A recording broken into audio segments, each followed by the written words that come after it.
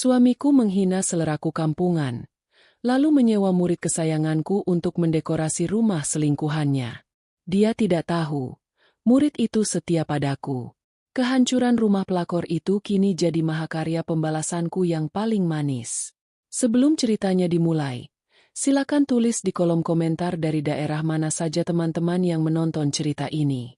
Dan dengar cerita sambil aktivitas apa? Nyapu, ngepel, tiduran, atau rebahan? Yuk kita simak ceritanya. Cahaya matahari sore menerobos masuk melalui celah-celah tirai jendela yang terbuka setengah di ruang tamu rumah itu. Intan duduk bersimpuh di atas karpet, dikelilingi oleh tumpukan majalah desain interior, beberapa potongan kain perca dengan tekstur berbeda, dan palet warna cat yang tersusun rapi. Sebagai seorang perempuan yang telah mendedikasikan separuh hidupnya di dunia desain, momen seperti ini adalah momen yang paling menenangkan baginya. Ia sedang merencanakan peremajaan kecil untuk ruang keluarga mereka. Rumah ini sudah mereka tempati selama 5 tahun, dan Intan merasa dinding-dinding ini membutuhkan napas baru, sentuhan yang lebih hangat dan homey. Jari jemari Intan yang lentik menyentuh selembar kain linen berwarna krem lembut. Di sebelahnya, ada potongan kayu ek dengan finishing matte yang natural. Dalam benaknya, ia sudah bisa melihat bagaimana perpaduan ini akan menciptakan suasana yang tenang, jauh dari kesan kaku, namun tetap elegan. Ia tersenyum sendiri, membayangkan wajah suaminya, Dion, yang mungkin akan merasa lebih rileks sepulang kerja jika suasana rumah lebih menenangkan.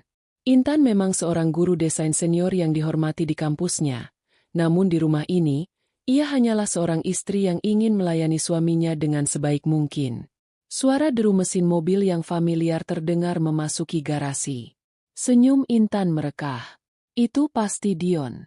Ia segera merapikan sedikit tumpukan contoh material di depannya, namun sengaja membiarkan beberapa yang terbaik tetap tergelar agar bisa langsung ia tunjukkan.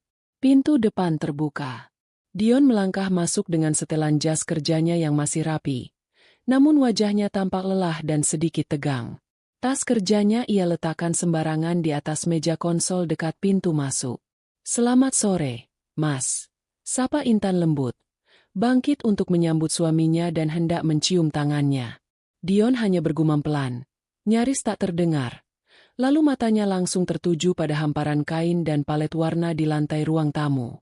Dahi Dion berkerut dalam, seolah melihat tumpukan sampah yang mengganggu pemandangan. "Apa-apaan ini, Intan?" tanya Dion dengan nada dingin, menunjuk ke arah kain linen krem yang tadi dielus Intan dengan penuh kasih sayang. "Oh, ini, Mas," Intan menjawab dengan antusias, mencoba mengabaikan nada ketus suaminya. "Aku berencana mengganti suasana ruang tamu kita. Lihat deh, warna krem ini kalau dipadukan dengan kayu natural bakal bikin ruangan jadi lebih luas dan hangat. Konsepnya rustik modern, sederhana tapi berkelas." Dion mendengus kasar. Ia melonggarkan dasinya dengan gerakan kasar lalu menatap istrinya dengan pandangan meremehkan. "Sederhana? Maksud kamu murah? Intan, tolonglah. Kita ini sudah hidup mapan. Jabatan aku di kantor sudah naik. Masa selera kamu masih saja begini-begini terus?" Senyum di wajah Intan perlahan memudar. "Maksud Mas apa? Ini bukan soal murah atau mahal, Mas. Ini soal kenyamanan dan estetika. Desain yang baik itu tidak harus selalu terlihat mencolok dan berkilauan." "Ah, sudahlah," potong Dion cepat, mengibaskan tangannya di udara. "Kamu itu selalu saja membela diri dengan teori-teori desainmu itu. Tapi kenyataannya, lihat pilihanmu. Warnanya pucat, bahannya terlihat kasar. Ini namanya kampungan, Intan. Kampungan. Teman-teman kantorku kalau main ke sini pasti akan tertawa melihat dekorasi macam gubuk desa begini." Hati Intan mencelos. Kata kampungan itu meluncur begitu mudah dari mulut suaminya, menusuk harga dirinya sebagai seorang profesional dan sebagai seorang istri. Padahal, puluhan desainer muda di luar sana berebut ingin mendapatkan bimbingan darinya. Namun di mata suaminya sendiri, seleranya tidak berharga. "Mas, tolong jaga bicaramu." Suara Intan bergetar, Namun ia berusaha tetap tenang. Aku mendesain ini dengan pertimbangan matang. Lagi pula, ini rumah kita bersama. Aku ingin kita berdua merasa nyaman. Rumah kita, tapi uangnya dari aku, kan? Sergah Dion tajam. Dengar ya, Intan. Aku tidak mau kamu menyentuh dekorasi rumah ini dengan selera norakmu itu. Biarkan saja seperti ini sampai aku menemukan orang yang tepat. Aku mau rumah yang terlihat mewah, yang glamor, yang menunjukkan siapa aku sekarang. Bukan gaya rustik atau apalah itu yang terlihat seperti rumah nenek-nenek di kampung. Dion melangkah melewati Intan. Kakinya dengan sengaja menendang pelan tumpukan majalah desain milik Intan hingga berserakan. Tanpa menoleh lagi, ia berjalan menuju kamar tidur, meninggalkan Intan yang terpaku di tengah ruang tamu. Air mata mulai menggenang di pelupuk mata Intan, namun ia menahannya sekuat tenaga. Ia memunguti kembali majalah dan kain-kain itu dengan tangan gemetar. Sabar, Intan, bisiknya dalam hati. Mungkin dia hanya lelah. Namun, Dion bukan hanya lelah. Di balik sikap kasarnya, ada rencana lain yang sedang ia susun. Malam harinya, setelah makan malam yang hening dan penuh ketegangan, Dion pamit keluar dengan alasan ada pertemuan mendadak dengan klien penting. Intan tidak banyak bertanya. Ia hanya mengangguk dan membiarkan suaminya pergi. Dion memacu mobilnya membelah jalanan kota yang mulai lengang. Tujuannya bukan kantor, melainkan sebuah kompleks perumahan baru di kawasan elit di pinggir kota. Di sana, di depan sebuah rumah 2 lantai yang masih kosong namun tampak megah, seorang wanita muda berdiri menunggu. Wanita itu cantik, dengan rambut panjang terurai dan pakaian yang modis. Itu Bella. Dion memarkir mobilnya dan turun dengan senyum lebar. Senyum yang tidak pernah ia tunjukkan pada Intan seharian ini. "Sayang," seru Bella manja. Langsung merangkul lengan Dion begitu pria itu mendekat. "Kamu lama banget sih. Aku sudah kedinginan tahu nunggu di sini." Maaf. Tadi di rumah ada sedikit drama biasa," jawab Dion sambil mengecup kening Bella. "Istriku yang sok tahu itu mau merenovasi rumah dengan selera kampungannya lagi. Bikin sakit kepala saja." Bella tertawa kecil. Suara tawanya renyah. "Ya ampun, kasihan banget kamu, Mas. Punya uang banyak tapi harus tinggal di rumah yang seleranya nggak selevel sama kamu." "Makanya," kata Dion sambil mengeluarkan kunci rumah dari sakunya. "Untuk rumah ini, rumah kita nanti, aku tidak akan membiarkan selera rendah menyentuhnya. Aku sudah siapkan dana besar." Mereka berdua masuk ke dalam rumah yang masih kosong itu. Bau cat baru masih tercium kuat. Ruangannya luas dengan langit-langit tinggi. Bella berputar-putar di tengah ruangan dengan wajah berbinar. "Mas, ini luas banget. Tapi masih kosong melompong. Kita mau isi pakai apa? Aku mau sofa kulit yang besar, lampu gantung kristal yang menjuntai, terus dindingnya pakai marmer ya," pinta Bella antusias. Dion mengangguk mantap. "Apapun yang kamu mau, Bel. Kamu tenang saja. Aku tidak akan pakai desainer sembarangan. Apalagi minta tolong istriku. Tidak akan. Aku mau cari desainer interior paling mahal, paling top di kota ini. Pokoknya yang biasa menangani rumah para pejabat dan artis. Aku mau rumah ini jadi bukti kelas kita." "Serius, Mas? Tapi kan mahal banget pasti," pancing Bella. Meski matanya berbinar mengharapkan jawaban ia. "Uang muka bukan masalah. DP hangus pun aku tidak peduli kalau hasilnya jelek. Tapi aku yakin, kalau bayar mahal, pasti bagus. Besok aku akan minta sekretarisku mencari kontak desainer nomor 1 itu. Siapa namanya? Clarissa kalau tidak salah. Katanya dia sedang naik daun dan rate-nya gila-gilaan. Cocok buat kita." Bella memeluk Dion erat. "Makasih ya, Mas. Kamu memang yang terbaik. Gak sabar deh lihat rumah ini jadi istana kita. Biarin aja istri kamu di rumah tua itu dengan selera kampungannya." Dion tersenyum puas. Ia merasa menjadi laki-laki paling hebat saat itu. Di satu sisi ia memiliki istri yang patuh meski ia hina. Di sisi lain ia memiliki kekasih muda yang memujanya dan rumah baru yang akan menjadi simbol kesuksesannya. Ia sama sekali tidak menyadari bahwa nama desainer yang baru saja ia sebut, Clarissa, memiliki hubungan masa lalu yang sangat erat dengan wanita yang baru saja ia hina di rumah. Malam semakin larut. Di rumahnya, Intan masih terjaga, duduk di meja kerjanya sambil menatap sketsa desain yang tadi ia buat. Ia menghapusnya perlahan, lalu merobek kertas itu dan membuangnya ke tempat sampah. Rasa percaya dirinya hancur malam itu karena ucapan suaminya. Keesokan harinya, Dion benar-benar membuktikan ucapannya. Ia tidak main-main soal mencari desainer mahal. Melalui koneksi bisnisnya, ia berhasil mendapatkan jadwal pertemuan dengan Clarissa, desainer interior muda yang namanya sedang menjadi buah bibir di kalangan elit ibu kota. Konon, untuk mendapatkan jasanya, seseorang harus masuk daftar tunggu berbulan-bulan. Namun, Dion dengan kekuasaan uangnya, menawarkan bayaran 2 kali lipat untuk memotong antrean agar bisa bertemu secepatnya. Pertemuan itu diadakan di sebuah kafe privat yang terletak di rooftop gedung pencakar langit. Tempat itu eksklusif. Hanya anggota tertentu yang bisa masuk, menjamin kerahasiaan percakapan mereka. Dion sudah datang 15 menit lebih awal. Duduk dengan percaya diri sambil menyesap espresso. Ia mengenakan jam tangan termahalnya dan setelan jas impor. Ingin menunjukkan bahwa ia adalah klien yang bona fide. Tepat pada waktu yang disepakati, pintu lift berdenting. Seorang wanita muda melangkah keluar. Penampilannya sangat chic dan profesional. Ia mengenakan blazer asimetris berwarna monokrom, celana bahan yang jatuh sempurna di kakinya, dan sepatu hak tinggi yang mengetuk lantai marmer dengan irama tegas. Rambutnya dipotong bob pendek, membingkai wajahnya yang tegas namun cantik. Ia membawa sebuah tablet besar dan tas kerja kulit yang tampak mahal. Dion berdiri, sedikit terkejut melihat betapa mudanya wanita itu. Dalam bayangannya, desainer senior berharga mahal pastilah wanita paruh baya. Namun, aura yang dipancarkan Clarissa sangat mengintimidasi dan meyakinkan.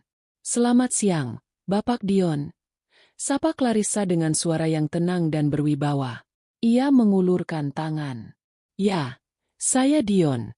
Silakan duduk, Mbak Clarissa," jawab Dion, menjabat tangan wanita itu. Cengkeraman tangan Clarissa kuat dan percaya diri. "Terima kasih." Clarissa duduk dengan anggun, langsung meletakkan tabletnya di atas meja. "Saya sudah mendengar sedikit dari asisten saya mengenai permintaan Bapak. Proyek residensial high-end, prioritas utama, dan anggaran fleksibel. Benar begitu?" Dion tersenyum lebar, merasa egonya terbelai. "Tepat sekali. Saya suka cara kerja Anda yang langsung ke inti. Begini, Mbak Clarissa.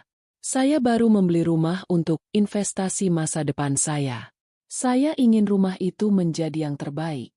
Saya tidak mau desain yang biasa-biasa saja. Saya mau yang mewah, yang orang lihat sekali langsung tahu kalau pemiliknya punya selera tinggi dan uang banyak." Clarissa mengangguk pelan. Wajahnya datar tanpa ekspresi berlebihan. Sebagai desainer profesional, ia sudah sering bertemu tipe klien, orang kaya baru, OKB, seperti Dion yang lebih mementingkan pamer daripada fungsi dan estetika murni. Namun, klien adalah raja, dan uang Dion adalah uang yang nyata. "Saya mengerti arah yang Bapak inginkan. Modern luxury dengan sentuhan glamour, mungkin?" tanya Clarissa sambil mulai membuka portofolio digitalnya di tablet. "Nah, itu glamour," seru Dion sambil menjetikan jarinya. "Jangan seperti selera orang-orang yang sok artsy tapi malah jadi kelihatan kumuh. Jujur saja, Mbak, saya pusing di rumah saya yang sekarang. Istri saya itu, dia merasa pintar desain, padahal seleranya kampungan sekali. Dia suka barang-barang kayu kasar, kain-kain warna tanah yang kusam. Bikin depresi." Mata Clarissa berkedip sekali. Ada sedikit rasa tidak nyaman mendengar seorang suami menjelek-jelekan istrinya di depan orang asing, apalagi dalam pertemuan bisnis. Namun, ia tetap menjaga profesionalitasnya. "Setiap orang memiliki preferensi gaya yang berbeda, Pak Dion. Tugas saya adalah mewujudkan visi Anda untuk properti yang baru ini. Bagus. Saya suka sikap Anda. Beda sekali dengan istri saya yang keras kepala. Lanjut Dion, seolah tidak puas jika tidak membandingkan. Pokoknya saya percayakan penuh pada Anda. Saya mau marmer impor dari Italia untuk seluruh lantai-lantai 1. Lampu gantung kristal di ruang tamu utama. Dan untuk kamar tidur utama, saya mau nuansa hotel bintang 5. Clarissa mulai mencatat poin-poin penting itu di tabletnya. Baik. Untuk material impor, butuh waktu pengiriman sekitar 3-4 minggu. Apakah lini masa proyek ini memungkinkan? Bisa diatur. Yang penting barangnya sampai dan terpasang. Uang bukan masalah, kata Dion sombong. Saya akan transfer uang muka sebesar 50% hari ini juga. Asalkan Anda mau memprioritaskan proyek saya di atas klien lain. Dan satu lagi, proyek ini harus sangat rahasia. Saya tidak mau ada publikasi sebelum rumah ini benar-benar jadi. Ini kejutan untuk seseorang. Clarissa menatap Dion tajam. Ia cukup cerdas untuk membaca situasi. Pria beristri, merenovasi rumah mewah secara rahasia dengan permintaan, kejutan, dan menjelekan istrinya sendiri. Pola ini terlalu klise. Rumah untuk simpanan. Namun, sekali lagi, Clarissa tidak dibayar untuk mengurusi moral kliennya, melainkan untuk mendesain interior. Saya menjunjung tinggi privasi klien, Pak Dion. Itu ada dalam kontrak kerja kita. Jawab Clarissa tegas. Jika Bapak setuju dengan estimasi biaya awal yang akan saya kirimkan sore ini, kita bisa langsung tanda tangan kontrak besok dan tim saya akan mulai mengukur lokasi lusa. Sempurna. Dion tertawa puas. Saya tidak salah pilih orang. Anda memang berkelas, Mbak Clarissa. Jauh berbeda dengan lingkungan saya di rumah. Clarissa hanya tersenyum tipis. Senyum bisnis. Dalam hati, ia merasa kasihan pada istri pria ini. Disebut kampungan dan selera rendah oleh suami sendiri pasti sangat menyakitkan. Clarissa teringat pada mentornya dulu di universitas. Seorang wanita hebat yang selalu mengajarkan bahwa desain adalah tentang hati dan kejujuran, bukan sekadar harga mahal. Baiklah, Pak Dion. Pertemuan hari ini cukup produktif. Saya akan segera menyusun konsep mood board untuk Anda setujui, kata Clarissa sambil membereskan barang-barangnya. Tunggu. Satu lagi, Dion menahan. Saya mau kamar mandinya nanti pakai bathtub yang ada jacuzzinya. Pacar maksud saya, penghuni rumah itu nanti sangat suka berendam.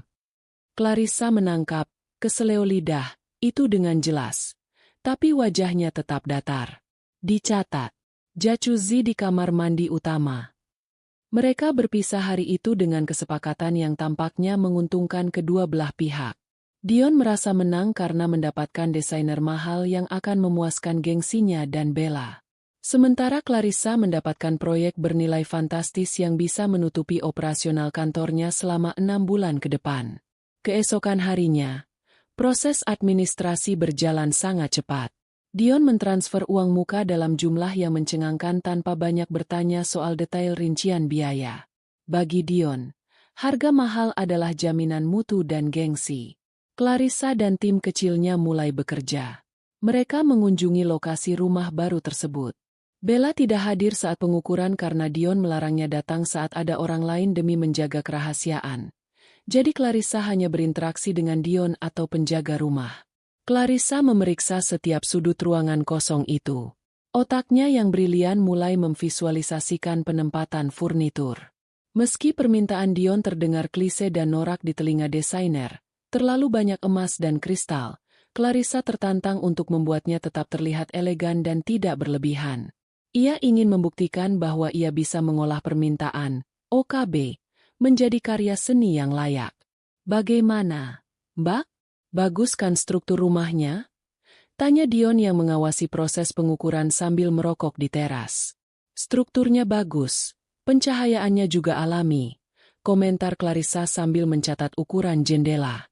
Tapi ada beberapa dinding yang sepertinya harus kita lapisi ulang agar wallpaper sutra yang Bapak minta bisa menempel sempurna. Lakukan saja. Hancurkan kalau perlu. Lalu bangun lagi yang lebih bagus. Jawab Dion enteng.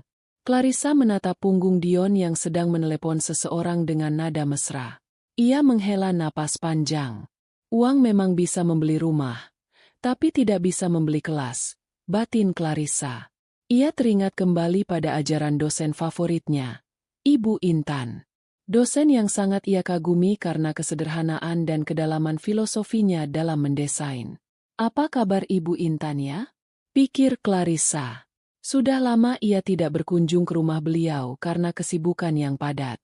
Clarissa tidak pernah menyangka bahwa proyek yang sedang ia kerjakan dengan penuh semangat ini akan membawanya pada sebuah kebetulan yang mengejutkan. Sebuah kebetulan yang akan memutarbalikkan nasib semua orang yang terlibat di dalamnya. Dunia ini ternyata jauh lebih sempit dari yang ia bayangkan. Dan di balik dinding-dinding rumah mewah yang akan dibangunnya, tersimpan sebuah pengkhianatan terhadap sosok yang paling ia hormati dalam karirnya. Saat matahari mulai terbenam, Clarissa menyudahi pengukuran hari itu. Kita lanjut meeting material lusa ya, Pak Dion. Saya akan bawakan sampel marmer dan kain gorden. Siap. Nanti kabari saja lokasinya. Sahut Dion tanpa beban, tidak menyadari badai yang akan segera datang menghantam hidupnya yang sempurna. Hari pertemuan untuk pemilihan material tiba. Lokasi pertemuan kembali dilakukan di rumah baru yang sedang direnovasi itu. Debu halus sisa pengamplasan dinding masih sedikit terasa di udara. Namun Dion bersikeras ingin melihat langsung bagaimana contoh material tersebut terlihat di bawah pencahayaan alami ruangan itu. Bagi Dion, ini adalah bagian dari kontrol kualitas ala orang kaya yang ia bayangkan. Clarissa datang tepat waktu dengan membawa koper besar berisi sampel-sampel premium. Ia mengeluarkan lembaran marmer Carrara putih dengan urat abu-abu yang elegan, potongan kayu eboni yang gelap dan mewah, serta berbagai jenis kain bludru dan sutra untuk gorden. Clarissa bekerja dengan efisiensi tinggi, menggelar semuanya di atas meja kerja sementara yang terbuat dari triplex di tengah ruangan. Selamat pagi, Pak Dion. Sapa Clarissa sambil membuka katalog warna cat. Sesuai permintaan Bapak, saya membawa 3 opsi palet warna utama. Semuanya bernuansa emas dan krem, tapi dengan undertone yang berbeda agar tetap terlihat modern. Dion mengangguk-angguk. Tangannya meraba permukaan marmer yang dingin.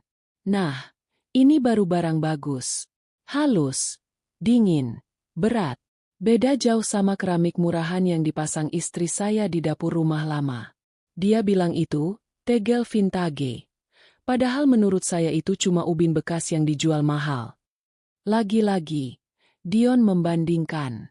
Clarissa hanya tersenyum tipis, menahan diri untuk tidak memutar bola matanya. Ia sudah terbiasa menghadapi klien yang banyak bicara, tapi Dion memiliki cara khusus untuk terdengar sangat menyebalkan saat membicarakan istrinya. Baik, Pak. Untuk area ruang tamu, saya sarankan kita pakai kombinasi marmer ini dengan aksen kayu walnut di bagian paneling dinding. Ini akan memberikan kesan hangat tapi tetap sangat mewah. Jelas Clarissa profesional. Setuju. Tapi saya mau kayunya yang lebih gelap lagi. Biar kelihatan mahal. Potong Dion cepat. Oh ya, untuk pembayaran termin kedua, saya perlu kartu nama staf keuangan kamu. Kemarin saya lupa simpan. Saya mau minta sekretaris saya urus transfernya besok. Tentu, Pak. Clarissa merogoh tasnya, mencari kartu nama manajer keuangannya. Namun, ia menyadari stok kartu namanya habis di tas itu. Ah, maaf Pak Dion, sepertinya kartu nama staf saya habis.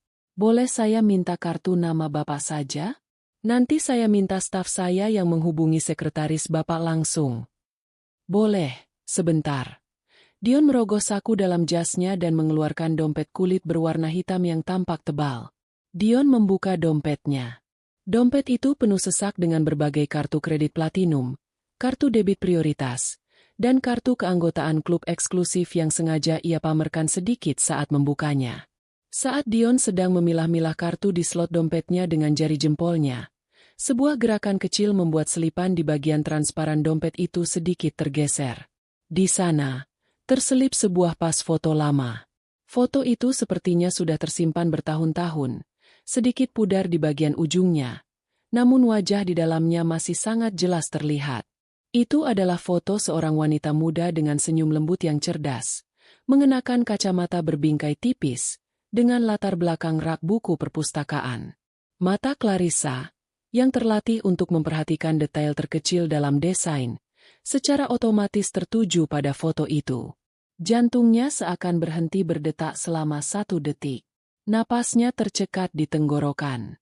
Wajah itu, senyum itu, tatapan mata yang teduh namun penuh ilmu itu bukan wajah asing bagi Clarissa. Itu adalah wajah yang sering ia lihat di depan kelas bertahun-tahun lalu. Wajah yang fotonya terpampang besar di aula universitas saat pameran desain nasional. Wajah wanita yang memberikan nilai A mutlak untuk tugas akhir Clarissa dan memberinya rekomendasi kerja pertamanya. Ini. Suara Clarissa tercekat. Tanpa sadar jarinya menunjuk sedikit ke arah dompet Dion yang masih terbuka. Maaf, Pak. Foto wanita itu. Dion menunduk, melihat arah telunjuk Clarissa.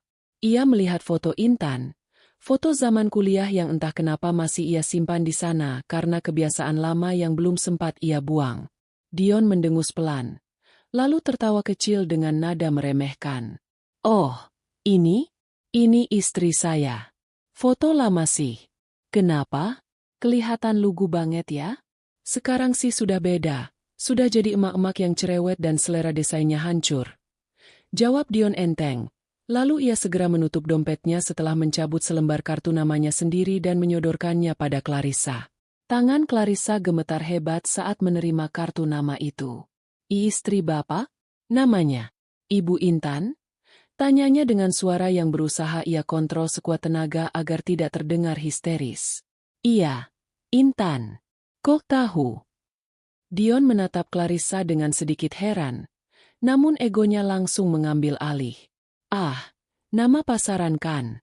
Mungkin kamu punya teman namanya Intan juga. Clarissa merasa dunianya berputar. Iya, nama yang umum. Jawabnya lirih, berbohong.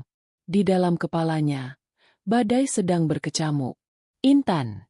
Ibu Intan. Guru besar desain interior yang paling dihormati di kampusnya dulu. Dosen legendaris yang selalu mengajarkan bahwa desain adalah tentang kejujuran dan empati. Sosok yang menjadi inspirasi terbesar Clarissa untuk menjadi desainer seperti sekarang. Dan pria di hadapannya ini. Pria sombong yang sedari kemarin menghina selera, kampungan, istrinya. Pria yang sedang membangun istana untuk pelakor. Adalah suami dari idola terbesarnya? Rasa mual tiba-tiba menyerang perut Clarissa. Ia teringat semua cemoohan Dion tentang selera istrinya. Kampungan. Norak. Seperti gubuk desa. Dion menghina selera Ibu Intan? Seorang guru besar desain? Ini lelucon paling gila dan paling menyakitkan yang pernah didengar Clarissa. Betapa butanya laki-laki ini. Ia hidup bersama seorang maestro. Namun ia malah mencari kerikil di jalanan dan menganggapnya berlian. Mbak Clarissa? Kamu sakit? Kok pucat? Tanya Dion, melihat perubahan drastis di wajah desainernya. Clarissa menarik napas panjang, berusaha mengumpulkan sisa-sisa profesionalitasnya yang nyaris runtuh. Ia harus keluar dari sini. Sekarang juga. Ia tidak bisa bernapas di ruangan yang sama dengan pengkhianat ini. Maaf, Pak Dion. Sepertinya asam lambung saya mendadak naik. Saya harus kembali ke kantor segera untuk mengambil obat. Kita sudahi dulu meeting hari ini ya. Sampelnya Bapak pegang dulu saja. Kata Clarissa cepat sambil menutup koper sampelnya dengan gerakan kasar yang tak terkontrol. Loh, tapi kita belum putuskan warna gordennya. Protes Dion. Nanti saya kabari lewat pesan. Maaf sekali, Pak. Saya benar-benar tidak enak badan. Clarissa tidak menunggu jawaban. Ia menyambar tas kerjanya dan setengah berlari keluar dari rumah itu. Meninggalkan Dion yang bengong dan merasa tersinggung karena ditinggalkan begitu saja. Begitu masuk ke dalam mobilnya, Clarissa membanting pintu dan menguncinya. Tangannya mencengkeram setir dengan erat hingga buku-buku jarinya memutih. Air mata kemarahan menetes di pipinya. Ia merasa terhina. Bukan untuk dirinya sendiri, tapi untuk gurunya. Bagaimana mungkin seorang wanita secerdas dan sehebat Ibu Intan bisa terjebak dengan laki-laki dangkal seperti Dion?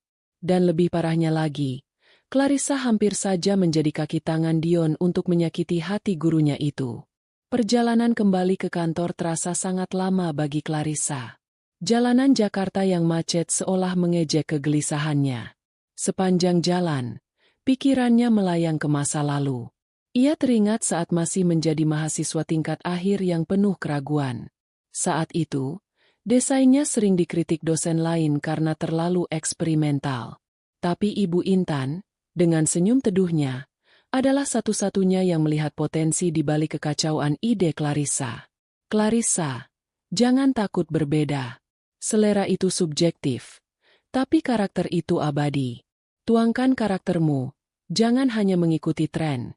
Kata-kata Ibu Intan itu masih terngiang jelas di telinganya. Clarissa memukul setir mobilnya. Brengsek, umpatnya keras. Si Dion itu benar-benar buta. Sesampainya di kantor desainnya yang bergaya industrial minimalis, Clarissa tidak menyapa stafnya yang sedang sibuk di depan komputer. Ia langsung masuk ruangannya sendiri dan membanting pintu kaca. Lalu segera menarik tirai blinds agar tidak ada yang bisa melihat ke dalam. Ia melempar tasnya ke sofa dan duduk di depan komputernya. Ia butuh konfirmasi 100%. Meskipun foto itu sangat jelas, ia harus memastikan bahwa Dion yang ia hadapi adalah suami sah dari Ibu Intan, dosennya. Jari-jari Clarissa menari cepat di atas keyboard. Ia membuka media sosial, mencari akun alumni kampus, dan mencari profil digital Ibu Intan yang memang jarang aktif di dunia maya. Setelah pencarian intensif selama 10 menit, ia menemukan sebuah unggahan lama di akun Facebook milik Himpunan Mahasiswa Desain, sebuah foto dari acara pernikahan salah satu dosen muda 5 tahun lalu. Di sana, terlihat Ibu Intan berdiri berdampingan dengan seorang pria. Pria itu sedikit lebih kurus saat itu, tapi wajahnya tak salah lagi. Itu Dion. Keterangan foto itu tertulis, Ibu Intan dan suami, Bapak Dion, menghadiri resepsi pernikahan. Valid, desis Clarissa. Sialen. Clarissa bersandar di kursi kerjanya yang empuk, menatap langit-langit ruangan. Fakta ini membuatnya berada di persimpangan jalan yang sulit.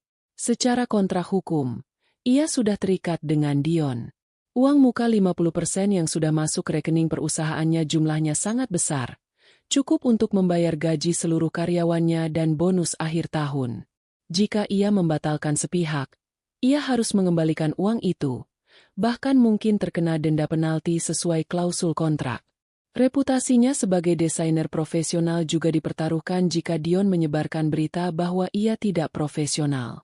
Namun, hati nuraninya berteriak lebih keras. Bagaimana mungkin ia melanjutkan mendesain istana zina untuk selingkuhan suami gurunya? Setiap kali ia memilih warna cat, ia akan teringat wajah kecewa Ibu Intan. Setiap kali ia memesan furnitur mewah, ia merasa sedang menampar wajah wanita yang telah membukakan jalan karirnya. Dion menghina selera Ibu Intan sebagai kampungan. Padahal, apa yang Dion sebut kampungan itu adalah filosofi wabi-sabi atau rustic chic yang justru sangat dihargai di dunia desain internasional karena keasliannya. Ibu Intan bukan tidak punya selera. Dionlah yang tidak punya kapasitas otak untuk memahaminya. Clarissa bangkit dari kursinya dan berjalan mondar-mandir di ruangan sempit itu. Ia membayangkan skenario jika ia tetap melanjutkan proyek ini. Ia akan menjadi kaya, proyeknya akan masuk majalah. Tapi ia akan kehilangan harga dirinya selamanya. Ia akan menjadi pengkhianat bagi orang yang paling ia hormati. Tidak, gumam Clarissa tegas. Uang bisa dicari lagi. Tapi kehormatan dan kesetiaan tidak bisa dibeli. Ia kembali duduk tegak di depan komputernya. Wajahnya kini keras dan penuh tekad. Ia membuka draft surat elektronik. Ia tidak peduli jika harus rugi. Ia tidak peduli jika Dion akan menuntutnya. Ia adalah murid Ibu Intan, dan murid yang baik akan selalu membela gurunya. Clarissa mulai mengetik dengan cepat dan penuh emosi yang tertahan. Kepada Bapak Dion Prihal, pemberitahuan pembatalan proyek, desain interior residensial. Dengan hormat, melalui surat ini, saya, Clarissa, selaku pimpinan Clarissa Interiors, menyatakan secara resmi untuk membatalkan seluruh kesepakatan kerjasama terkait proyek renovasi dan desain interior rumah di Jalan Anggrek nomor 5, Proyek Bella. Keputusan ini saya ambil secara sepihak dan berlaku efektif mulai detik ini. Seluruh tim saya akan ditarik dari lokasi proyek hari ini juga. Mengenai uang muka, DP, yang telah Bapak setorkan, sesuai dengan etika bisnis saya, akan saya proses pengembaliannya setelah dikurangi biaya operasional yang sudah berjalan. Namun, jika Bapak keberatan, silakan tempuh jalur hukum yang Bapak anggap perlu. Alasan pembatalan ini adalah prinsip profesionalisme yang tidak sejalan dengan visi klien. Saya tidak dapat bekerja untuk klien yang tidak memiliki rasa hormat terhadap nilai-nilai dasar sebuah hunian dan keluarga. Terima kasih. Clarissa. Clarissa membaca ulang surat itu. Kalimat terakhirnya cukup halus namun menyengat bagi siapa saja yang peka. Tapi ia tahu Dion tidak akan peka. Dion hanya akan marah. Sebelum menekan tombol kirim, Clarissa melakukan satu hal lagi. Ia mencari kontak nomor telepon Ibu Intan di buku alamat lamanya yang masih tersimpan di cloud. Ia menemukan nomor itu, berharap nomornya belum ganti. Ia menyalin nomor itu ke ponselnya. Ia tahu apa yang harus ia lakukan selanjutnya. Membatalkan proyek saja tidak cukup. Ibu Intan harus tahu. Gurunya itu tidak pantas hidup dalam kebohongan sementara suaminya membangun sarang emas untuk wanita lain. Dengan satu tarikan napas panjang, jari telunjuk Clarissa menekan tombol enter. Pesan terkirim. Detik itu juga, Clarissa merasa beban berat terangkat dari pundaknya, namun digantikan oleh ketegangan baru. Perang baru saja dimulai. Ponselnya bergetar di atas meja hanya 2 menit kemudian. Nama, Pak Dion. Klien, muncul di layar. Dion pasti sudah membaca emailnya dan sekarang sedang meledak marah. Clarissa menatap layar ponsel yang berkedip itu dengan tatapan dingin. Ia tidak menjawabnya. Ia membiarkan panggilan itu mati, lalu memblokir nomor Dion sementara waktu. Ia punya urusan yang lebih penting daripada mendengar amukan laki-laki hidung belang. Clarissa meraih tasnya kembali. Kali ini tujuannya bukan proyek, bukan toko material, tapi ke rumah Ibu Intan. Ia harus bertemu guru besarnya. Ia harus menyampaikan kebenaran pahit ini, betapapun sakitnya nanti. Ini adalah bentuk bakti tertingginya sebagai murid. Tunggu saya, Bu Intan, bisik Clarissa saat melangkah keluar kantor dengan langkah pasti. Saya tidak akan membiarkan orang ini mempermainkan ibu lebih lama lagi. Ponsel Dion terus berdering di atas meja kerja Clarissa yang berantakan. Namun wanita muda itu sama sekali tidak berniat menyentuhnya. Ia hanya menatap layar yang berkedip-kedip itu dengan tatapan kosong, seolah melihat seekor lalat yang terperangkap dalam toples. Di kepalanya, skenario demi skenario berputar cepat. Ia tahu langkah yang akan ia ambil ini sangat berisiko. Bukan hanya soal pelanggaran kontrak kerja yang bisa menyeretnya ke meja hijau, tetapi juga soal menghancurkan hati seseorang yang sangat ia hormati. Namun, membiarkan Ibu Intan hidup dalam kepalsuan jauh lebih kejam daripada risiko apapun yang harus Clarissa tanggung. Clarissa meraih ponsel pribadinya, bukan ponsel kerja yang terus diteror oleh Dion. Jemarinya sedikit gemetar saat mencari nama kontak yang sudah lama tidak ia hubungi. Ibu Intan, dosen pembimbing. Nama itu masih tersimpan rapi, lengkap dengan gelar akademisnya. Clarissa menarik napas dalam-dalam, mencoba menenangkan detak jantungnya yang berpacu seperti kuda liar. Ia menekan tombol panggil. Nada sambung terdengar. 1 kali, 2 kali, 3 kali. Halo? Assalamualaikum. Suara itu, suara yang tenang, lembut, dan berwibawa itu seketika melempar ingatan Clarissa kembali ke ruang kuliah 5 tahun lalu. Tidak ada yang berubah dari nada bicara Ibu Intan, selalu terdengar menyejukkan, kontra sekali dengan badai yang sedang dibawa Clarissa. Waalaikumsalam, Ibu Intan. Jawab Clarissa. Suaranya terdengar serak karena gugup. Ini.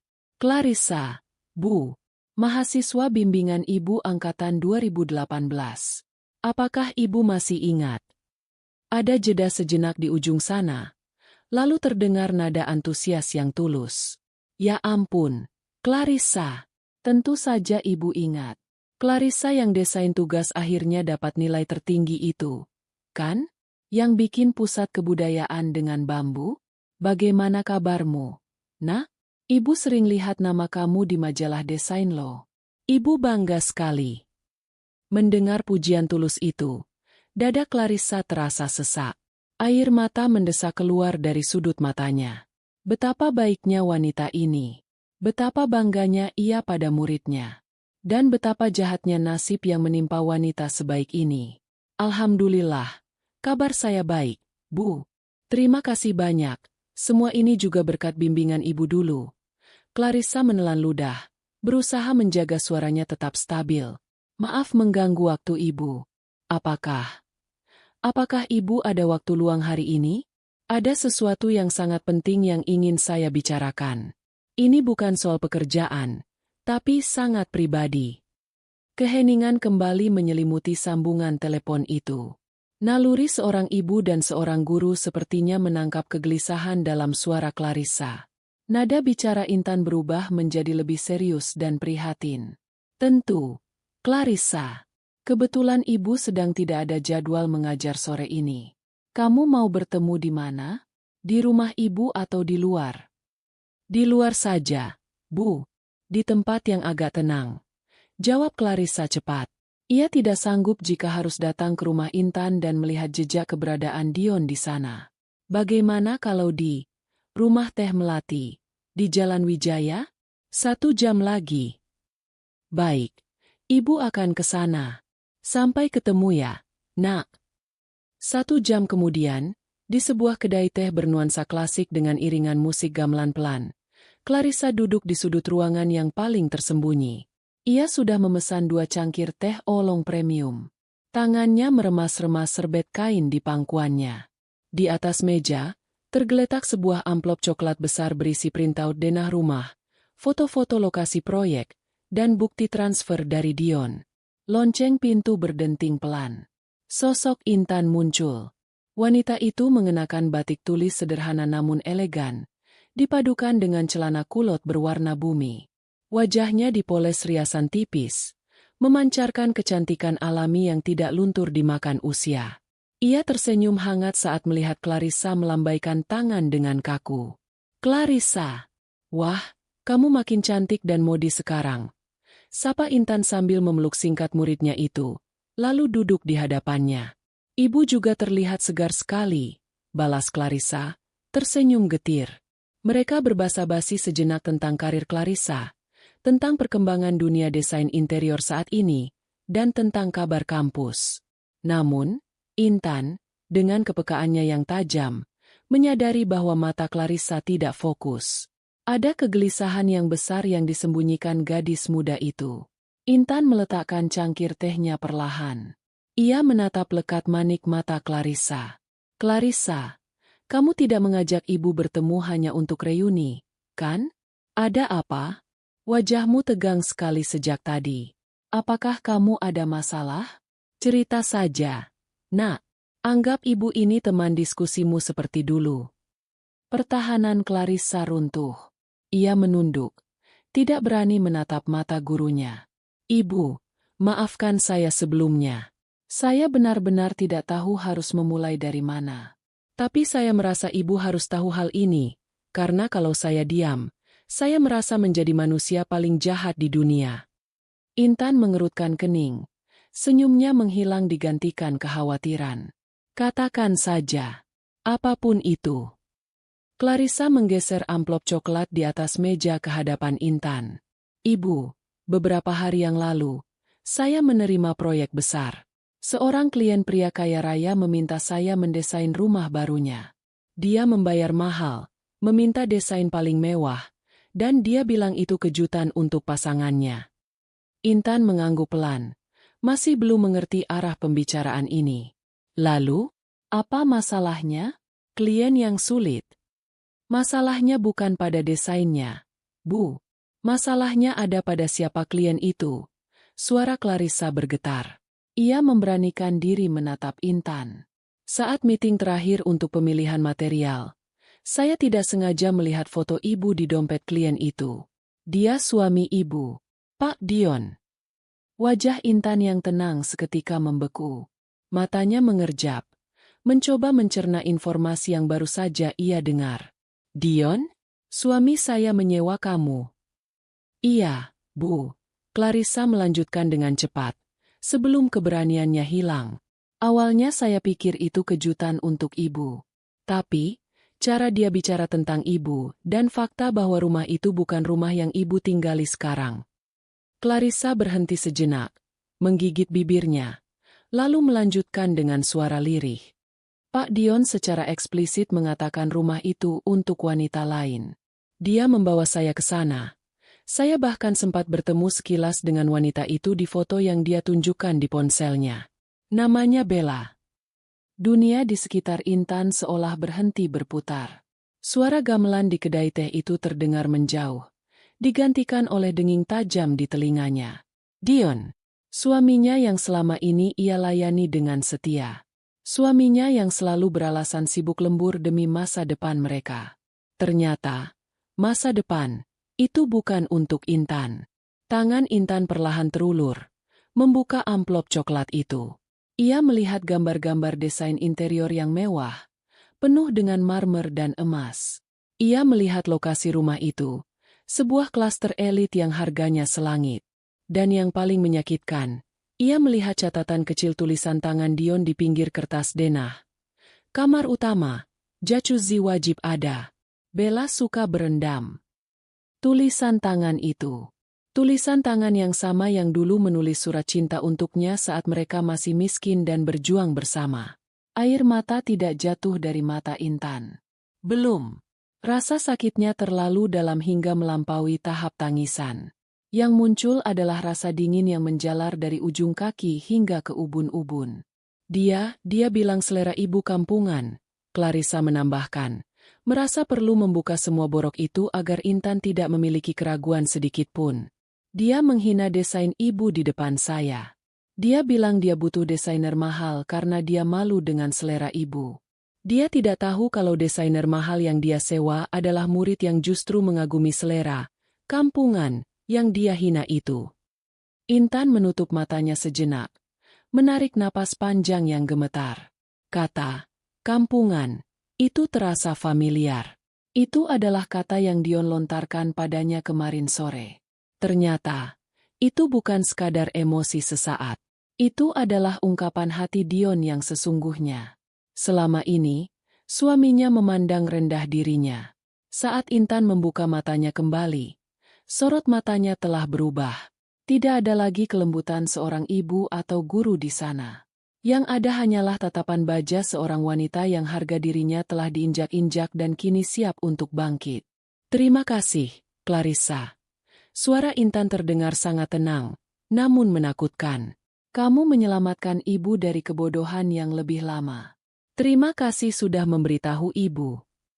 Saya sudah membatalkan proyek itu sepihak pagi ini, Bu, kata Clarissa. Saya tidak peduli dengan uangnya. Saya tidak sudi membangun istana untuk orang yang menyakiti guru saya. Pak Dion marah besar dan mengancam saya, tapi saya tidak takut. Intan meraih tangan Clarissa, menggenggamnya erat. Kamu tidak perlu takut. Dia tidak akan bisa menyentuhmu. Urusan ini biar ibu yang selesaikan. Clarissa merogoh tasnya lagi, mengeluarkan sebuah kartu akses magnetik dan sebuah kunci konvensional. Ini akses ke proyek itu, Bu. Sebagai desainer utama, saya pegang kunci duplikat untuk pengawasan tukang. Tadi pagi tukang-tukang saya sudah saya tarik mundur semua. Rumah itu kosong sekarang. Material mahal yang baru dikirim kemarin ada di dalam, belum terpasang sepenuhnya. Clarissa menyodorkan kunci itu ke telapak tangan Intan. Tatapan mereka bertemu. Ada pengertian diam-diam di antara guru dan murid itu. Apa yang akan ibu lakukan? Tanya Clarissa pelan. Intan menggenggam kunci itu erat-erat, hingga ujung kuncinya menekan kulit telapak tangannya, memberikan rasa sakit fisik yang ia butuhkan untuk tetap sadar. Ibu akan memberikan sentuhan terakhir pada desain rumah itu, jawab Intan dingin. Sentuhan yang sesuai dengan apa yang pantas mereka dapatkan. Karena Dion bilang dia ingin desain yang berkesan, ibu akan pastikan dia mendapatkan kenangan yang tidak akan pernah dia lupakan seumur hidupnya. Pertemuan itu berakhir dengan suasana yang berat. Clarissa menatap punggung gurunya yang berjalan keluar dari kedai teh dengan langkah tegap. Tidak ada bahu yang merosot. Tidak ada isak tangis. Intan berjalan seperti seorang prajurit yang akan menuju medan perang. Dan Clarissa tahu, perang yang akan terjadi di rumah baru Dion malam ini akan sangat mengerikan. Langit Jakarta malam itu gelap pekat, tanpa bintang. Seolah alam semesta turut berduka atau mungkin bersiap menyembunyikan kejahatan yang akan terjadi.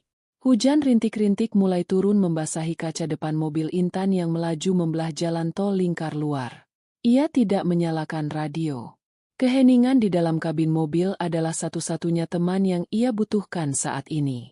Pikirannya melayang pada kenangan 10 tahun lalu, saat ia dan Dion makan nasi bungkus berdua di kamar kos sempit, bermimpi punya rumah sendiri. Kini mimpi itu terwujud, tapi Dion memilih untuk membaginya dengan orang lain.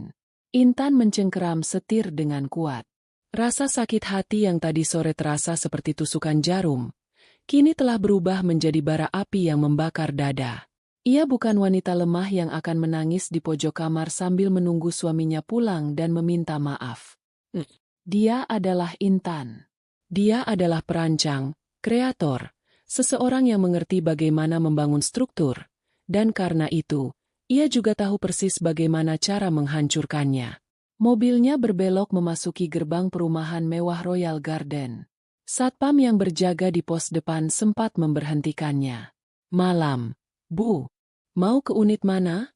tanya satpam itu sopan, melirik mobil Intan yang bukan jenis mobil mewah yang biasa masuk ke sana. Intan menurunkan kaca jendela. Wajahnya datar tanpa ekspresi. Ia mengulurkan kartu akses magnetik yang diberikan Clarissa. "Unit B8. Saya dari tim interior.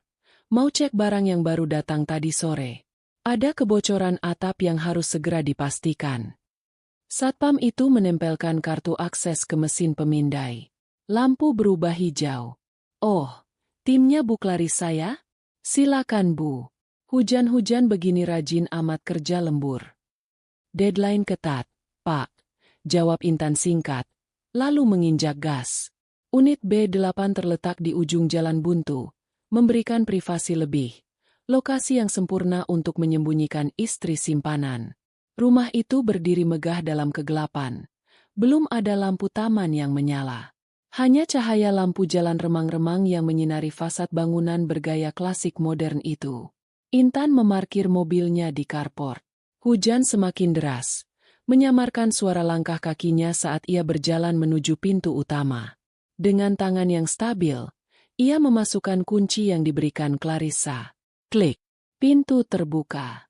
Aroma ke tembok yang masih basah, debu semen, dan bau kayu gergajian langsung menyergap indera penciumannya. Intan meraba dinding, mencari saklar lampu darurat yang biasanya dipasang untuk tukang. Sebuah bohlam kuning menyala di tengah ruangan, melemparkan bayangan-bayangan panjang yang menakutkan di dinding-dinding yang belum dicat sempurna. Intan melangkah masuk ke ruang tamu yang luas itu. Matanya menyapu sekeliling. Di sana, tertumpuk rapi kotak-kotak keramik marmer impor dari Italia yang harganya mungkin setara dengan gaji dosen Intan selama setahun. Di sudut lain, gulungan wallpaper sutra dengan motif emas tergeletak siap pasang.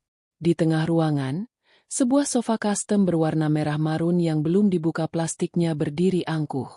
"Jadi ini," bisik Intan. Suaranya menggema di ruangan kosong itu. "Ini yang kamu sebut berkelas, Mas?"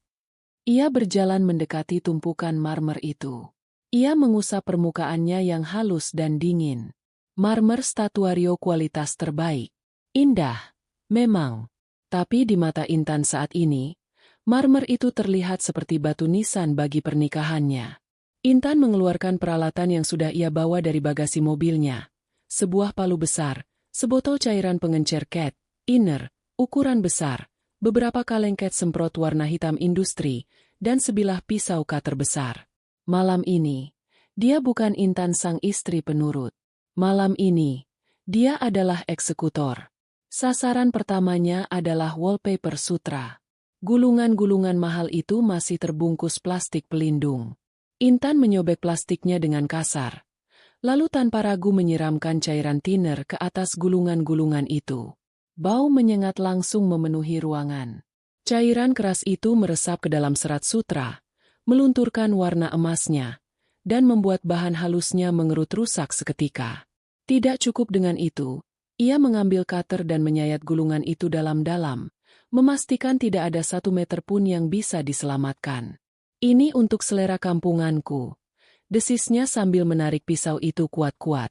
Selanjutnya, lantai marmer yang sebagian sudah terpasang di area foyer. Intan mengambil kaleng cat semprot hitam. Ia tidak membuat grafiti atau tulisan makian. Itu terlalu kekanak-kanakan. Sebagai desainer, ia tahu cara merusak material alam. Ia menyemprotkan cat hitam itu ke pori-pori marmer yang belum di-coating. Cat minyak itu akan meresap masuk ke dalam batu, menjadi noda permanen yang tidak akan pernah bisa hilang meski dipoles ratusan kali. Ia membuat pola abstrak yang jelek dan kacau di atas lantai putih bersih itu, menodai kesempurnaan yang dipuja-puja Dion. Suara hujan di luar semakin deras, berpadu dengan suara napas Intan yang memburu. Keringat dingin mulai bercucuran di pelipisnya, bercampur dengan air mata yang akhirnya tumpah. Setiap gerakan tangannya adalah pelampiasan rasa sakit. Ia beralih ke sofa merah marun itu. Sofa yang mungkin direncanakan Dion untuk duduk bermesraan dengan Bella. Intan mengayunkan cutternya, membelah dudukan sofa itu memanjang. Busa kuning di dalamnya menyembul keluar seperti isi perut yang terburai. Ia menuangkan sisa cat semprot ke dalam belahan sofa itu, memastikan baunya akan menempel selamanya. Lalu, matanya tertuju pada tumpukan keramik kamar mandi yang belum terpasang. Keramik dengan motif mosaik emas yang sangat norak menurut standar estetika Intan. Ia mengambil palu besarnya. Prang! Satu hantaman keras menghancurkan tumpukan paling atas. Suara pecahan keramik terdengar nyaring dan memuaskan. Prang! Prang! Prang! Intan memukul lagi dan lagi. Pecahan keramik berhamburan ke lantai. Ia menghancurkan mimpi Dion keping demi keping. Ia membayangkan wajah sombong suaminya setiap kali palu itu menghantam. "Ini untuk penghinaanmu," teriak Intan. Suaranya pecah di antara isak tangis dan teriakan marah. "Ini untuk 15 tahun aku mendampingimu dari nol. Ini untuk setiap sen yang kamu pakai untuk perempuan itu." Ia berjalan ke arah dinding yang baru saja diaci halus. Ia mengambil ember cat tembok berwarna merah terang yang tersedia di sana. Warna yang rencananya untuk kamar tamu. Intan tidak menggunakan kuas. Ia menumpahkan cat itu langsung ke lantai, membiarkannya mengalir liar, lalu menginjak-injaknya dan berjalan keliling ruangan, meninggalkan jejak kaki merah darah di mana-mana. Ia mencoretkan garis-garis kasar di dinding yang halus, merusak tekstur yang sudah dikerjakan tukang dengan susah payah. Terakhir, ia masuk ke area dapur. Di sana ada kitchen set yang baru setengah terpasang. Lemari-lemari kabinet gantung dari kayu solid. Intan memukulkan palunya ke engsel-engsel pintu kabinet hingga bengkok dan patah. Pintu-pintu lemari itu tergantung miring, menyedihkan, seolah-olah rumah ini baru saja dilanda gempa bumi dahsyat. Setelah 1 jam penuh melakukan perusakan sistematis, Intan berhenti. Napasnya tersengal-sengal. Tangannya gemetar kelelahan. Ia berdiri di tengah ruang tamu yang kini tampak seperti kapal pecah. Bau thinner, cat, dan debu bercampur menjadi aroma kehancuran yang pekat. Rumah impian Dion dan Bella kini tak lebih dari sekadar puing-puing mahal. Marmer ternoda, wallpaper hancur, furnitur robek, dan keramik menjadi debu. Tidak ada yang bisa diselamatkan. Kerugian material di ruangan ini mungkin mencapai ratusan juta rupiah. Tapi itu tidak sebanding dengan harga diri Intan yang telah dihancurkan Dion. Intan menjatuhkan palu dari tangannya. Denting besi beradu dengan lantai terdengar sunyi. Ia menyeka air mata di pipinya dengan punggung tangan yang kotor oleh debu. Ada rasa lega yang aneh di dadanya. Rasa sakit itu masih ada, tapi kini tidak lagi mencekik. Kini, ia merasa memegang kendali. Ia memandang sekeliling sekali lagi, memastikan karyanya sempurna. "Selamat menikmati rumah barumu, Mas," bisik Intan dingin. Ia berbalik, melangkah keluar dari rumah itu, meninggalkan pintu depan terbuka lebar agar angin dan tampias hujan bisa masuk dan menyempurnakan kerusakan di dalamnya. Intan berjalan menuju mobilnya di bawah guyuran hujan, membiarkan air langit membersihkan debu di tubuhnya. Ia masuk ke dalam mobil, menyalakan mesin, dan pergi dari sana tanpa menoleh ke belakang sedikitpun. Malam itu, Intan tidak pulang ke rumah. Ia mengemudikan mobilnya menuju sebuah hotel. Ia butuh istirahat, karena besok, babak baru akan dimulai. Babak di mana Dion akan menemukan hadiah istimewanya, dan Intan akan menyaksikan keruntuhan suaminya dari barisan paling depan. Pagi itu, matahari terbit dengan malu-malu di ufuk timur Jakarta, menyinari sisa-sisa genangan air hujan yang mengguyur kota semalam suntuk. Udara terasa lembab dan dingin, kontras dengan suasana hati Bagas yang sedang cerah. Bagas, rekan kerja satu divisi dengan Dion yang terkenal gemar bergosip namun setia kawan, kebetulan sedang melintas di kawasan perumahan Royal Garden. Ia baru saja mengantar istrinya ke rumah sakit terdekat untuk cek kesehatan rutin dan memutuskan mengambil jalan pintas melalui kompleks elit itu untuk menghindari kemacetan jalan raya utama menuju kantor. Bagas tahu persis lokasi rumah yang baru dibeli Dion. Dion, dengan segala kesombongannya, pernah memamerkan lokasi investasi rahasia-nya itu pada Bagas saat jam makan siang, lengkap dengan foto-foto fasad rumah yang megah. Bagas memelankan laju mobilnya saat mendekati blok B8, berniat sekadar melirik kemajuan renovasi rumah teman kantornya itu. Siapa tahu ia bisa memberikan laporan pandangan mata yang akan membuat Dion senang dan mungkin mentraktirnya makan siang. Namun, pemandangan yang menyambut Bagas jauh dari kata menyenangkan. Dari kejauhan, ia melihat pintu utama rumah besar itu terbuka lebar, melompong tanpa penjagaan. Tidak ada mobil box material, tidak ada tukang yang lalu lalang. Yang ada hanyalah kesunyian yang ganjil. Firasat Bagas tidak enak. Ia menepikan mobilnya dan turun. Langkah kaki Bagas terhenti tepat di ambang pintu. Matanya terbelalak lebar. Mulutnya menganga tak percaya. Pemandangan di depannya seperti bekas lokasi syuting film horor atau pasca kerusuhan massa. Ruang tamu yang dalam bayangan Bagas seharusnya mulai terlihat mewah, kini tampak seperti kapal pecah. Lantai marmer putih yang mahal itu penuh dengan noda cat hitam abstrak yang mengerikan dan jejak kaki merah darah yang mengering. Bau menyengat bahan kimia menusuk hidungnya. Gila, ini rumah Dion kena rampok atau kena santet. Gumam Bagas ngeri. Ia melangkah masuk dengan hati-hati, takut menginjak pecahan keramik yang berserakan di mana-mana bagaikan ranjau darat. Ia melihat wallpaper mahal yang tercabik-cabik dan menggantung menyedihkan di dinding. Ia melihat sofa merah yang busanya terburai keluar. Tanpa membuang waktu, Bagas merogoh saku celananya dan mengeluarkan ponsel. Tangannya gemetar saat mencari kontak Dion. Ia menekan tombol panggil. Di kantor, Dion baru saja duduk di kursi empuknya, menyesap kopi paginya sambil membayangkan betapa indahnya rumah barunya nanti setelah selesai direnovasi oleh Clarissa. Ia tersenyum sendiri, merasa menjadi raja dunia. Ponselnya berdering. Nama Bagas muncul di layar. "Halo, Gas? Tumben nelpon pagi-pagi. Mau ngajak sarapan?" Sapa Dion santai. "Yon, Dion." "Gawat, Yon." Suara Bagas terdengar panik dan terengah-engah di ujung sana. "Kamu harus ke rumah baru kamu sekarang. Rumah kamu, ya ampun.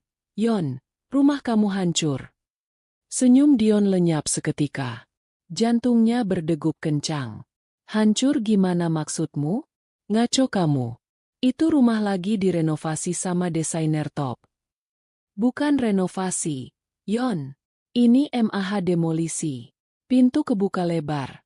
Nggak ada orang. Lantai marmer kamu dicoret-coret cat hitam. Wallpaper robek semua. Keramik pecah berantakan. Kayaknya ada orang yang masuk semalam dan ngancurin semuanya. Cepetan ke sini. Dion merasakan darah surut dari wajahnya. Cangkir kopi di tangannya nyaris terlepas. Tanpa pamit pada atasan, tanpa mematikan komputer, Dion menyambar kunci mobilnya dan berlari keluar ruangan seperti orang kesetanan. Sepanjang perjalanan, ia memaki-maki lampu merah, mengklakson kendaraan yang lambat, dan menyetir dengan ugal-ugalan. Pikirannya kacau. Siapa yang berani melakukan ini? Apakah preman setempat yang minta jatah? Atau saingan bisnis? Sesampainya di Royal Garden, Dion memarkir mobilnya dengan sembarangan di depan rumah. Ia melompat keluar dan berlari masuk. Bagas yang masih menunggu di teras menatapnya dengan wajah prihatin. Dion membeku di tengah ruang tamu. Lututnya lemas seketika melihat kehancuran di depan matanya. Apa yang diceritakan Bagas belum seberapa dibandingkan melihatnya langsung. Ini adalah pembantaian material. Marmer Italia seharga ratusan juta yang ia banggakan itu kini ternoda permanen oleh cat minyak hitam yang meresap ke pori-pori batu. Pola acak di lantai itu seolah mengejeknya. Dinding-dinding halus penuh goresan dalam. Baunya, bau tiner dan cat ini membuat perutnya mual. Dion berjalan terseok-seok menuju tumpukan keramik kamar mandi yang sudah menjadi puing. Ia memungut satu pecahan mozaik emas. Tangannya gemetar hebat. Clarissa. Desis Dion.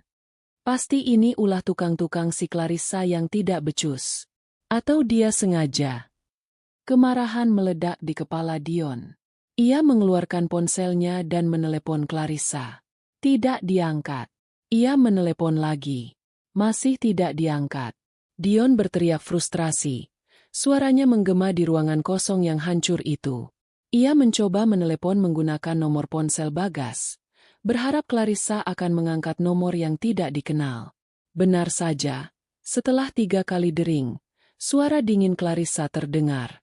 Halo, ini dengan kantor Clarissa Interiors. Dion merampas ponsel itu dari tangan Bagas. Clarissa. Ini Dion. Apa yang kamu lakukan pada rumah saya? Hah? Kamu gila ya?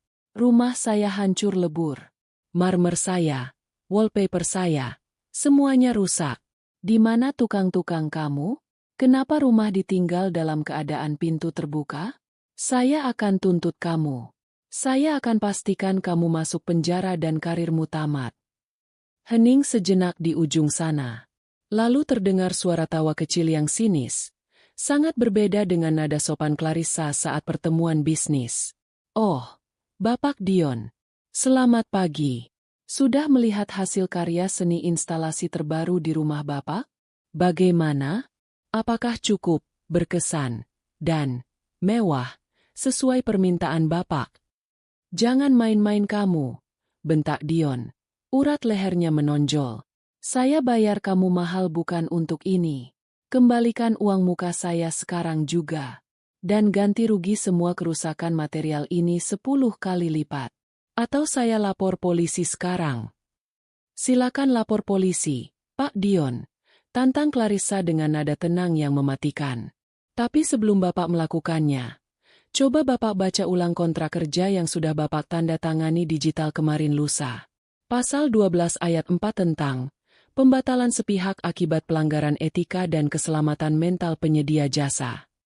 Di situ tertulis jelas, jika klien terbukti memiliki perilaku yang bertentangan dengan prinsip moral yang dapat merugikan citra penyedia jasa, termasuk di dalamnya penghinaan terhadap mentor atau afiliasi penyedia jasa, maka kontrak batal demi hukum dan uang muka tidak dapat dikembalikan sebagai bentuk kompensasi imaterial. Dion ternganga. Apa maksudmu? Mentor apa? Saya tidak pernah menghina siapa-siapa. Bapak menghina Ibu Intan. Suara Clarissa berubah tajam, penuh penekanan pada setiap suku kata. Bapak menyebut selera Ibu Intan kampungan. Bapak menghina istri Bapak sendiri demi memuaskan gengsi Bapak dan wanita simpanan Bapak. Asal Bapak tahu, Ibu Intan adalah guru besar saya. Dosen pembimbing saya. Orang yang paling saya hormati di dunia ini. Penghinaan Bapak terhadap beliau adalah penghinaan terhadap saya juga. Dion terdiam 1000 bahasa. Wajahnya pucat pasi. Ia tidak pernah menyangka bahwa dunia ini begitu sempit. Desainer mahal yang ia sewa ternyata adalah murid istrinya? Dan soal kerusakan itu. Lanjut Clarissa. Nadanya kembali santai namun menusuk. Saya pastikan tukang-tukang saya sudah meninggalkan lokasi dengan bersih kemarin pagi setelah saya batalkan proyek. Kunci akses ada pada saya. Dan, oh ya, satu set kunci duplikat saya berikan kepada pemilik sah rumah tangga Bapak, Ibu Intan. Mungkin Bapak bisa tanya istri Bapak tentang dekorasi ulang yang terjadi semalam. Lutut Dion benar-benar kehilangan tenaga.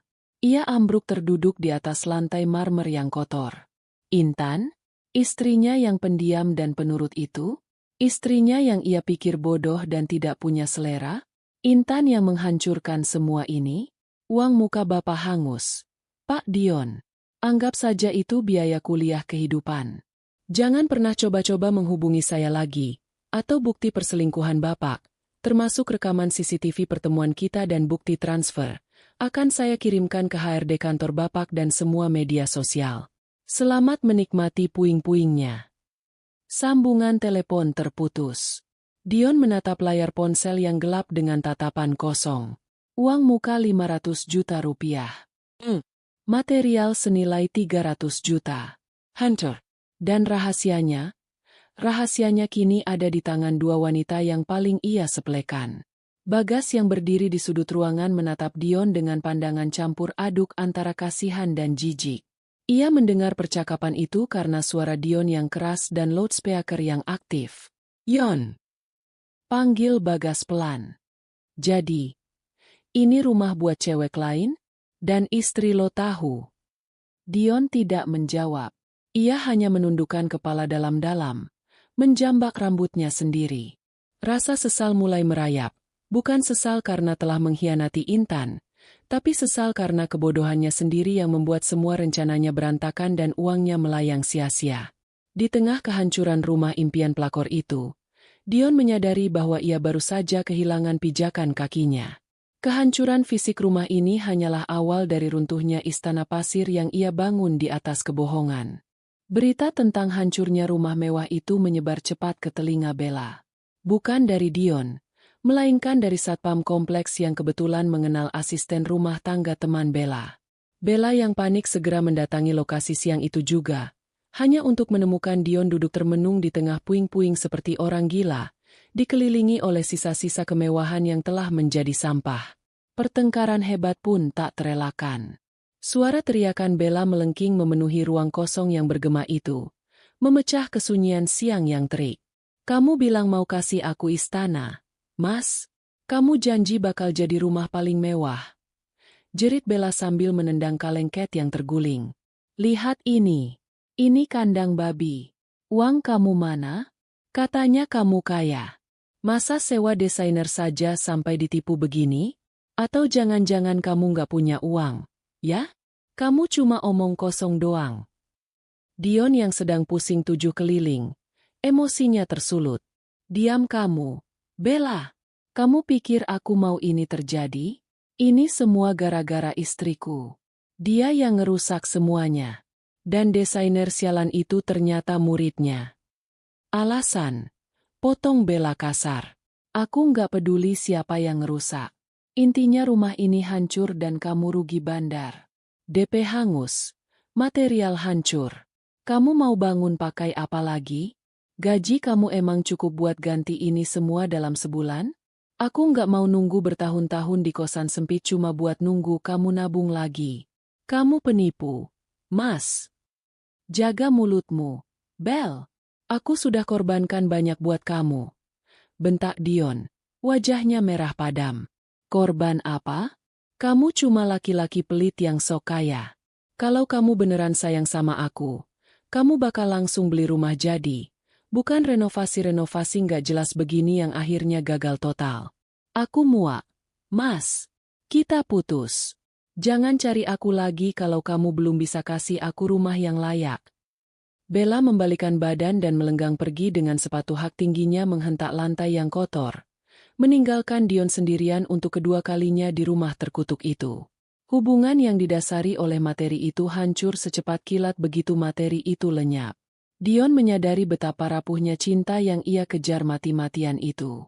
Sore harinya, dengan langkah berat dan tubuh yang remuk redam, Dion pulang ke rumah lamanya. Rumah yang ia sebut memiliki selera kampungan itu. Ia berharap masih bisa menemukan Intan di sana.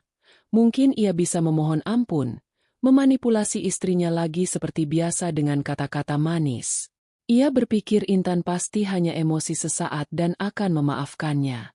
Namun, saat ia membuka pintu rumah, kesunyian menyambutnya. Bukan kesunyian yang menenangkan, tapi kesunyian yang dingin dan kosong. Rumah itu rapi, terlalu rapi. Tidak ada lagi tumpukan majalah desain di meja tamu. Tidak ada lagi pot bunga segar yang biasa Intan letakkan di sudut ruangan. Foto-foto pernikahan mereka yang biasa terpajang di dinding sudah hilang, hanya menyisakan paku-paku bisu yang menancap di tembok. Dion berlari ke kamar tidur. Kosong. Lemari pakaian Intan terbuka lebar. Isinya melompong. Semua baju, tas, dan barang-barang pribadi Intan sudah lenyap. Di atas tempat tidur yang rapi, tergeletak sebuah amplop putih tebal dengan kop surat dari sebuah firma hukum ternama. Dion membuka amplop itu dengan tangan gemetar. Isinya adalah gugatan cerai. Dan bukan hanya itu, ada lampiran perjanjian pranikah dan daftar aset yang diklaim Intan. Intan, dengan kecerdasannya, telah mengumpulkan bukti-bukti pengeluaran Dion untuk Bella, transaksi mencurigakan, pembelian rumah atas nama orang lain, dan menggunakannya sebagai senjata. Dalam gugatan itu, Intan menuntut pembagian harta gonogini yang sangat spesifik. Rumah yang mereka tempati sekarang jatuh ke tangan Intan 100% sebagai kompensasi atas pengkhianatan Dion, sementara Dion dipersilakan mengambil rumah baru yang hancur itu beserta segala hutang cicilannya yang masih berjalan. Dion merosot ke lantai. Ia kalah telak. Ia kehilangan istri yang tulus, kehilangan selingkuhan yang cantik, kehilangan uang tabungannya, dan kini terancam kehilangan tempat tinggalnya yang layak. Ia hanya disisakan puing-puing di Royal Garden yang tidak bisa dihuni dan hutang yang menumpuk. 6 bulan kemudian, sebuah studio televisi swasta tampak gemerlap dengan lampu sorot. Penonton bertepuk tangan riuh saat pembawa acara wanita yang terkenal ramah membuka segmen utama acara bincang-bincang inspiratif malam itu. Hadirin sekalian, malam ini kita kedatangan 2 tamu yang sangat istimewa. 2 wanita hebat yang membuktikan bahwa integritas dan jati diri adalah mata uang yang paling berharga di dunia ini. Mari kita sambut Guru Besar Desain Interior, Ibu Intan, dan desainer muda berbakat yang sedang naik daun, Clarissa. Tepuk tangan membahana saat Intan dan Clarissa melangkah masuk ke panggung. Intan tampak anggun dan berkelas dengan busana batik modern rancangannya sendiri. Wajahnya bersinar, jauh lebih muda dan bahagia dibandingkan 6 bulan lalu. Di sebelahnya, Clarissa tersenyum bangga, menggandeng lengan mentornya. Mereka duduk di sofa tamu yang nyaman.